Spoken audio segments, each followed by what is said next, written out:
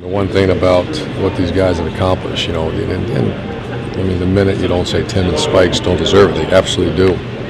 But they're the first ones to realize that without the rest of these guys, it's just a team. They're just an ordinary team. So, yeah, I mean, you talk about David Nelson, the Stamper, Jermaine Cunningham, Maurkice Anderson, they all got critical roles in this team.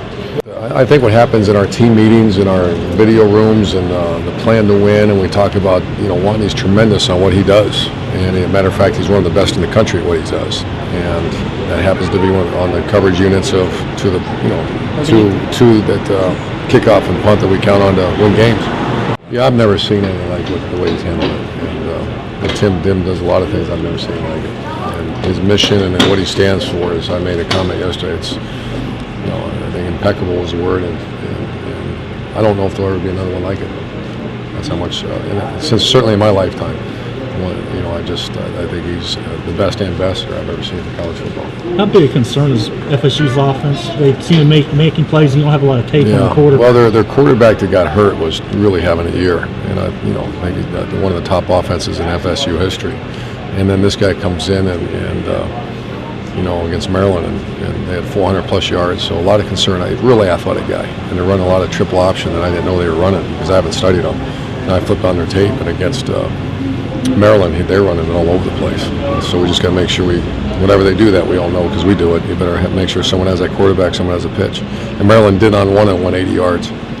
This whole week, we want to make sure it's not the Tim Tebow show, it's not the Brandon Spike show, it's not the whoever show. It's the University of Florida senior class. That's that sheet of paper. And I got a little emotional yesterday is because I looked at that stats and I looked at the people involved in that stats. So we're conscious of it, but we got to do what we got to do, and players are all get recognized.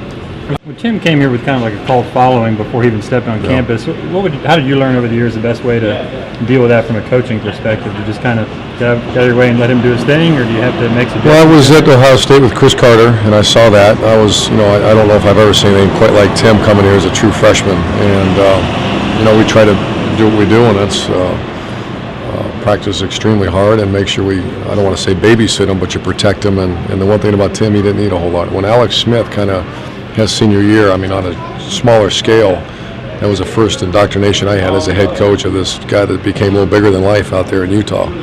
And obviously it's a different scale. But to a degree, we learned a lot how to handle that out there. How do you protect him? Do you have an example? Well, you got to learn to say no or put him in situations where he doesn't say no.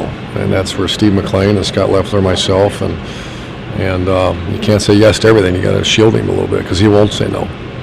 I'm the guy over here with the Gators, but it was a team I always wanted to go to as a young kid, but I grew out of and glad to be a Gator.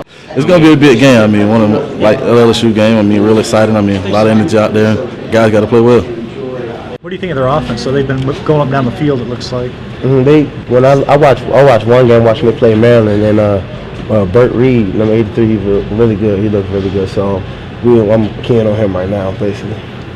I know if I at the end of the year I'm having a decision to make about coming back and doing all that, so I definitely thought about it. I just want to talk to my parents, talk to the coaches, and basically after I know I have to do with the SEC championship and national or wherever we end up going, but after that I know I sit down with my parents and coaches and we'll figure it out.